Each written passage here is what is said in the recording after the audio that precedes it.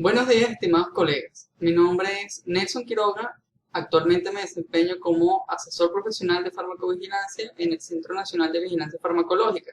El día de hoy los voy a acompañar durante la clase llamada Farmacovigilancia, perspectivas desde los programas de salud pública. El contenido que se verá en esta clase está relacionado a la farmacovigilancia en el contexto de los programas de salud pública, donde veremos algunas generalidades de estos programas, de la farmacovigilancia como estrategia, su costo y métodos utilizados, la efectividad versus el riesgo y la toma de decisiones, la integración de la farmacovigilancia a los programas de salud pública, sus requerimientos, actores y responsabilidades y las necesidades de entrenamiento, evaluación y guías de apoyo, situación actual y propuesta de integración.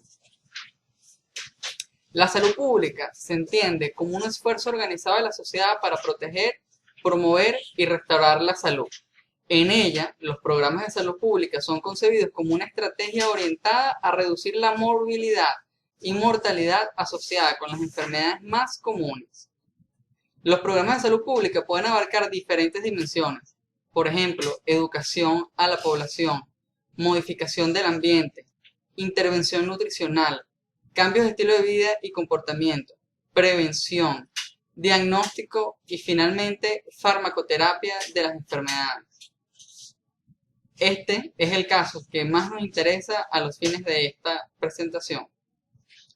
Sin guías y entrenamiento adecuado, aumenta el riesgo de ocurrencia de errores de medicación o reacciones adversas prevenibles que pueden estar relacionadas a los siguientes factores. Por ejemplo, en las enfermedades, algunos tratamientos inician sin un diagnóstico adecuado y en oportunidades el seguimiento que se le hace a estos tratamientos es escaso. Cuando se trata de las poblaciones en masa, aumenta el riesgo de cometer posibles errores de medicación. Y por otro lado, la educación, hábitos y estado nutricional de la población pueden afectar la adherencia, seguridad y eficacia de los tratamientos empleados. En relación a los medicamentos, podemos enfrentarnos a medicamentos subestándar e incluso a medicamentos falsificados. También tenemos un reto ante las donaciones, pues aunque ayudan, se deben garantizar que cumplan con las características más idóneas de seguridad y calidad. De igual forma, las interacciones y el uso racional representan factores de riesgo relacionados a los medicamentos. En cuanto a los servicios de salud, en general hay una baja conciencia sobre las reacciones adversas. Y muchas veces los sistemas de salud en los que se encuentran inmersos presentan debilidades, tanto en el sistema como en la regulación y control de los medicamentos y escasas fuerzas de diagnóstico a través de sus laboratorios. La Organización Mundial de la Salud ha orientado sus esfuerzos hacia los programas de salud pública prioritarios para alcanzar las metas del milenio. Entre ellos destacan los programas de malaria, VIH-Sida, tuberculosis y vacunación. El apoyo se ha realizado a través de la iniciación, conducción y evaluación de estos programas, también a través de la procura, selección y distribución de medicamentos.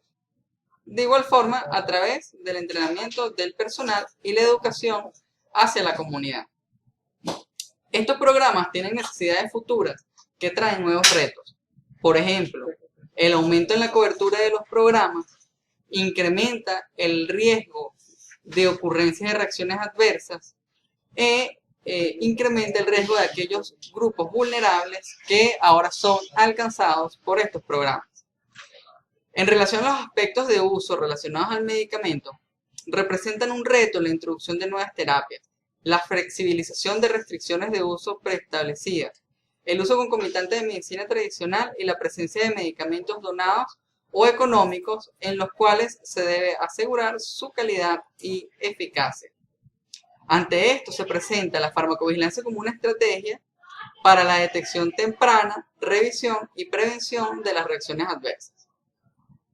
La farmacovigilancia es percibida como costosa. Sin embargo, cuando hacemos una relación del costo de las reacciones adversas versus el costo de mantener un sistema de farmacovigilancia, vemos que el costo de las reacciones adversas supera al costo de mantener a un sistema de farmacovigilancia. La farmacovigilancia no puede ser considerada como un lujo, es una herramienta esencial para el uso racional, seguro y coste efectivo de los medicamentos. Adicionalmente, existen experiencias exitosas en entornos de bajos recursos. La notificación espontánea resulta una herramienta versátil y económica. Sin embargo, existen debilidades relacionadas a la metodología del reporte espontáneo, por lo cual se han diseñado otras metodologías orientadas a reforzar el monitoreo. Entre ellas, tenemos el monitoreo de eventos en cortes, o Court Event Monitoring por sus siglas en inglés, en el cual se debe establecer y seguir una corte. Se realizan monitoreos de todos los eventos médicos relacionados o no al tratamiento. Y otra estrategia es el reporte espontáneo dirigido, en el cual se debe definir un caso, definir el grupo, producto o evento de interés al cual se le va a realizar la vigilancia. En cuanto a la efectividad y la evaluación de riesgo, la utilización de los medicamentos en los programas de salud pública requiere que el riesgo y el beneficio sea estimado en la población basados en evidencia fármaco-epidemiológica. Solo así se podrá promover un uso racional y seguro de los medicamentos. Y esto nos va a permitir alcanzar una tolerancia y aceptabilidad social de los tratamientos distribuidos por los diferentes programas. En cuanto a las tomas de decisiones en situaciones de riesgo, hay que hacer una consideración muy importante. ¿Para quién es aceptable el riesgo? Y aquí es importante destacar que el riesgo depende de dos factores. El primero es la percepción de las personas sobre él y el segundo es la presentación de la información. Algunos ejemplos de las tomas de decisiones que se pueden tomar frente a un riesgo son las siguientes. Por ejemplo, se podría decidir detener el programa o continuar con el programa con una investigación de la efectividad y el riesgo o proponer estudios adicionales. También se podría emitir una comunicación de interés público o emitir nuevos lineamientos para los trabajadores del programa de salud pública. En fin, hay que aplicar en estos casos las buenas prácticas para la toma de decisiones. En ella se toman en cuenta dos dimensiones, los principios y los elementos. Las tomas de decisiones deben basarse en el principio de objetividad, transparencia y responsabilidad. Y los elementos que deben considerar es la información, la cual debe ser la mejor disponible para ese momento, el contexto en el que se toma la decisión, los pasos seguidos para decidir, la comunicación y la acción, el seguimiento y el impacto de las decisiones que tomemos. Por último, también se debe hacer una revisión de estas decisiones en caso de que sea necesario. Finalmente, las decisiones deben ser tomadas por un grupo de expertos con una amplia experticia en la materia, que utilice criterios predeterminados, los cuales sean explícitos, preferiblemente que utilice comparadores y finalmente que sus decisiones sean basadas en la evidencia. Ahora veamos cuál es la situación general de los programas de salud pública y la farmacovigilancia. Por un lado, tenemos los programas de salud pública desde el nivel internacional, que serían los programas de la Organización Mundial de la Salud, los programas en los diferentes países, y en el nivel más bajo tenemos a los profesionales de la salud y los pacientes que participan en estos programas. Por otro lado, tenemos los programas de farmacovigilancia, los cuales también se nutren por los pacientes y los profesionales, y tenemos a nivel nacional la coordinación por parte de los Centros Nacionales de Farmacovigilancia y a nivel internacional la coordinación por parte del Programa Internacional de Monitoreo de Medicamentos. En ambos casos, la comunicación entre estos dos programas es de forma vertical y ascendente, con poca o escasa comunicación entre ambos programas. Ahora, ¿cuál es la expectativa entre la integración de los programas de salud pública con los sistemas de farmacovigilancia? La expectativa que se tiene es mantener las comunicaciones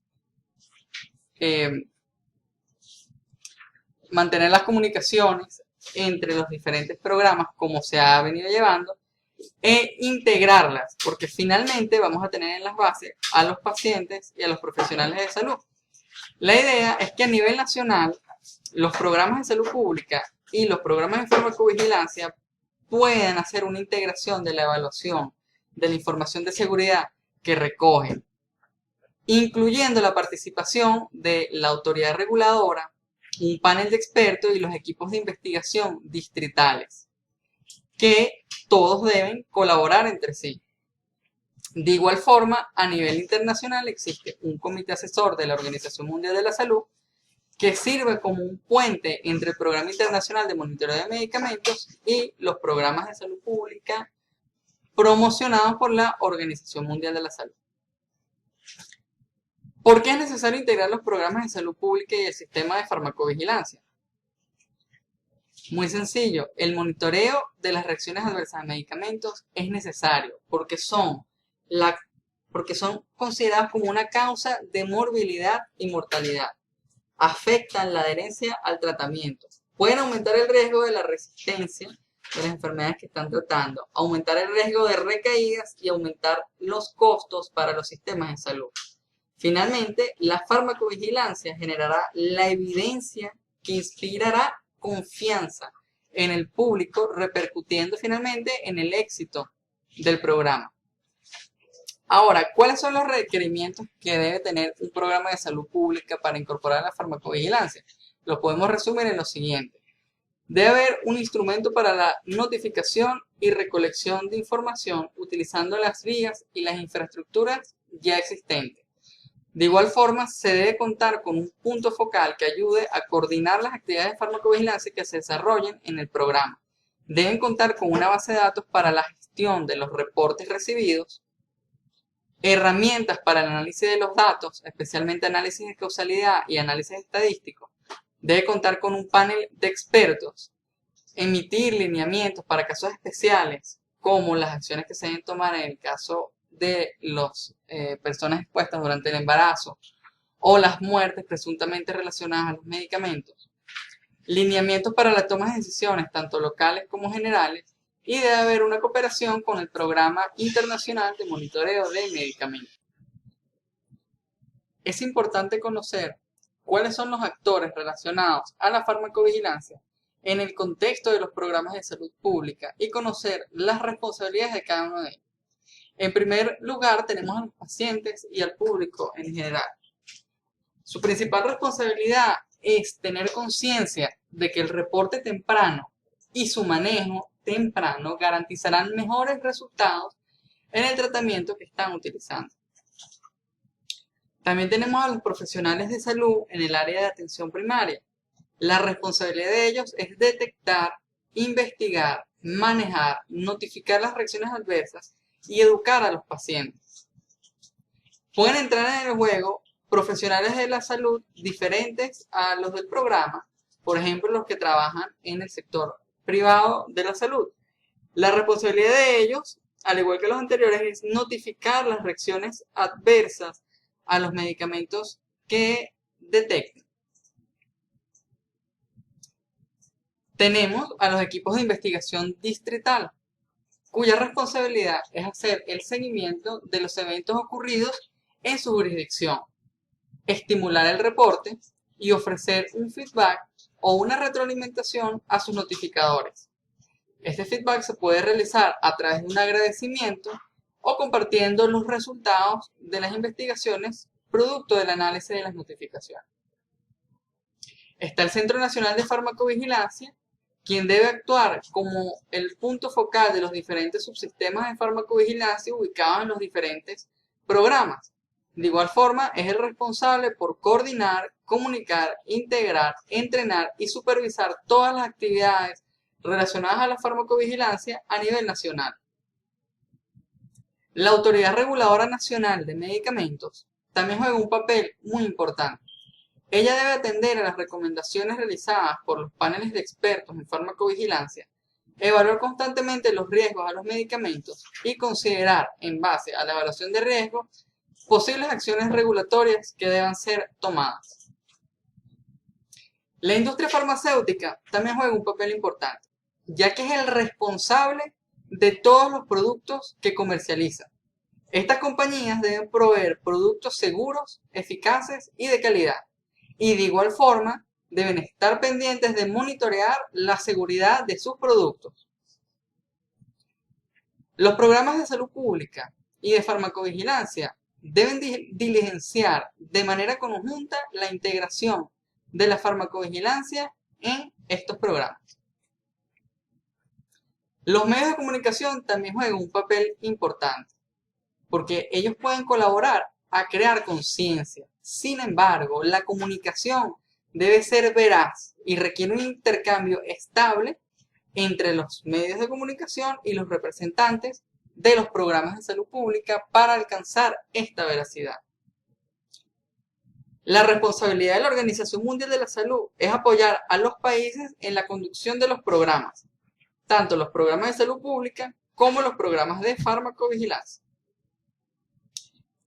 La Organización Mundial de la Salud también cuenta con un comité asesor conocido por sus siglas en inglés como ACS o MP, y cuya principal misión es advertir a la OMS y los Estados miembros sobre asuntos de interés que potencialmente pueden traer consecuencias adversas para la población, especialmente la tratada en el contexto de los programas de salud pública. Fíjense algo muy importante, esta integración y las actividades subsecuentes requieren un entrenamiento. Ahora, la gran pregunta que debemos hacer es, ¿entrenarnos en qué? En primer lugar, se debe determinar cuáles son las necesidades.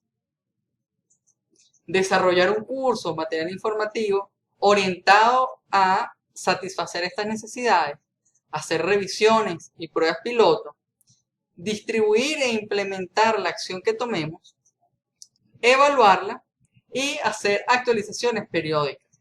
Es importante resaltar que en estos programas de evaluación deben ser incluidos el personal de las zonas rurales o de las zonas remotas, ya que ellos también juegan un papel importante en la vigilancia de la seguridad de los medicamentos. Finalmente, existen algunas estrategias para evaluar las actividades de farmacovigilancia en el contexto de los programas de salud pública. Diferentes organizaciones han recomendado indicadores específicos para el monitoreo de estas actividades en estos contextos. Entre ellas destacan la Organización Mundial de la Salud y la Agencia Estadounidense para el Desarrollo Internacional. Hay otras organizaciones como el Fondo Mundial de la Lucha contra el SIDA, la tuberculosis y la malaria que también han hecho algunas recomendaciones en este sentido. Por los momentos, el Centro Nacional de Farmacovigilancia ha seguido las recomendaciones o los indicadores diseñados por la Organización Mundial de la Salud. La Organización Mundial de la Salud también ha desarrollado guías específicas para cada uno de los programas. Algunos de los ejemplos es la guía práctica de farmacovigilancia en medicamentos antimaláricos, en medicamentos para el tratamiento de la tuberculosis y en medicamentos para tratamientos del VIH o el SIDA. El enfoque que tiene estas guías está orientado principalmente a describir paso a paso las metodologías que se deben seguir para incorporar las diferentes actividades de la farmacovigilancia en los programas de salud pública y hace un especial énfasis en la metodología del reporte espontáneo, del monitoreo de eventos en corte y del reporte espontáneo dirigido. Por otro lado, también se han desarrollado guías para el seguimiento de los eventos adversos posteriores a la inmunización. El caso de esta guía ofrece algunos aspectos claves sobre la seguridad de las vacunas, su monitoreo e investigación. Y realmente vale la pena invertir un tiempo en que los colegas dedicados a la parte de vacuna revisen este documento, ya que es muy interesante y ofrece herramientas de gran utilidad. Ahora, vamos a ver cuál es la situación actual de Venezuela de la farmacovigilancia en el contexto de los programas de salud pública y cuál es la estrategia que estamos proponiendo. De forma general y priorizando los siguientes programas relacionados a la malaria, el VIH, la tuberculosis y la vacunación, tenemos que los reportes que hasta el momento se han recibido por el Sistema Nacional de Farmacovigilancia representan menos del 5%.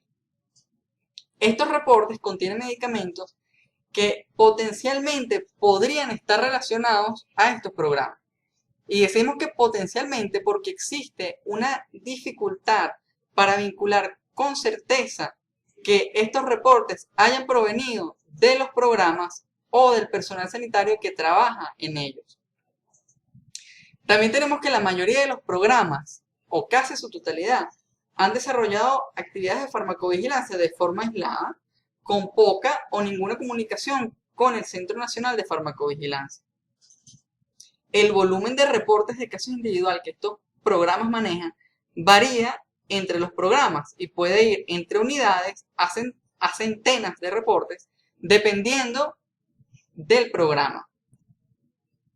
La mayoría de los programas tienen guías y directrices que consideran algunos aspectos relacionados a la farmacovigilancia y existe la presencia de muchos formularios. Existen formularios propuestos por el Instituto Nacional de Higiene, por el Sistema de Notificación de Enfermedades Obligatorias, por los programas de vacunación, de tuberculosis, etc. Y todos estos formularios tienen una necesidad de armonización. Fíjense algo, cuando vemos la cantidad de reportes que se han recibido en el Centro Nacional a lo largo del tiempo, encontramos lo siguiente. Primero, estos reportes, que potencialmente pueden estar relacionados a los programas de salud pública, solo representan el 4,9% del total de los reportes que ha recibido el Centro Nacional. Vemos que la información relacionada a fármacos antimaláricos y antituberculosos es escasa. También vemos que hay fluctuaciones bruscas en el flujo de información, probablemente debido a cambios administrativos en el centro de farmacovigilancia o en los programas y a cambios en las metodologías utilizadas para la recolección y registro de estos reportes. Otro aspecto importante es que desde el 2013 no manejamos información de seguridad relacionada a tratamientos antirretrovirales.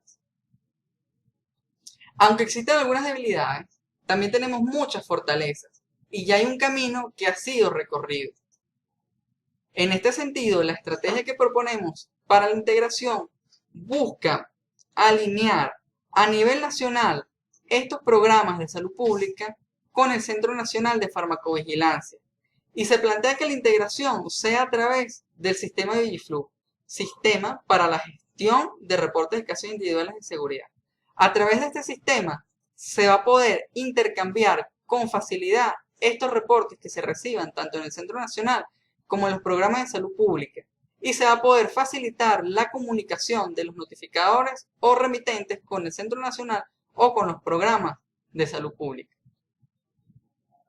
La integración a través del sistema VigiFlu va a optimizar los recursos porque no va a haber que invertir en comprar, desarrollar, adaptar o mantener una base de datos propia. Esta base de datos ya está adaptada a estándares internacionales. Esto va a facilitar la comunicación electrónica de los reportes. Adicionalmente, contiene integrados diccionarios estándares para codificar y recuperar la información contenida en los reportes, especialmente los relacionados a las reacciones, medicamentos, indicaciones y enfermedades. También va a permitir a los programas de salud pública el empoderamiento de la información de seguridad generada en sus programas, facilitando el análisis estadístico de la información desde los programas de salud pública. Esto también va a facilitar la integración al mejorar la comunicación de los reportes entre el programa y el CENAVIP y va a poder hacer una vinculación con certeza de los reportes con cada uno de los programas. También, a través de la integración, está previsto tener actividades de formación periódica con apoyo constante del CENAVIF, orientando a los programas al seguimiento de las buenas prácticas de farmacovigilancia, facilitándole el acceso a guías y procedimientos estandarizados. Finalmente, la reflexión que quiero hacer es que debemos trabajar todos juntos por hacer cada día nuestros programas más seguros. Muchas gracias por su atención.